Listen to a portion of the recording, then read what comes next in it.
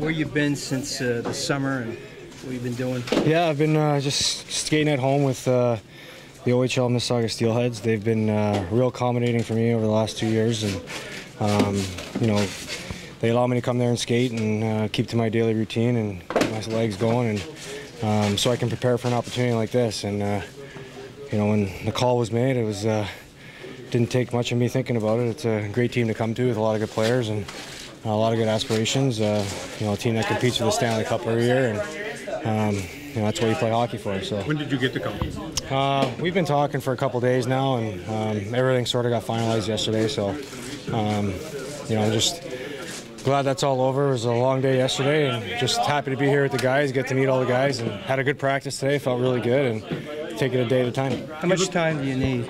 Not a lot. I mean, just a couple days of practice. I mean, obviously tomorrow's out of the question, but maybe sometime next week, hopefully Tuesday. But you know, it's just a matter of getting a couple good skates in and get acclimated here with the guys and get accustomed to the coaches and the style of play we want to play. And you know, I've played in this league a long time, so I'm pretty familiar with, you know, what's successful and doing good things, and how this team plays is a way that I really like to play, moving the puck, skating, you know, playing fast, and I think it'll be a good fit for me. You say you're skating at home. Whoa. I'm sorry. You say you're skating at home. Yeah. Where's home? And Toronto.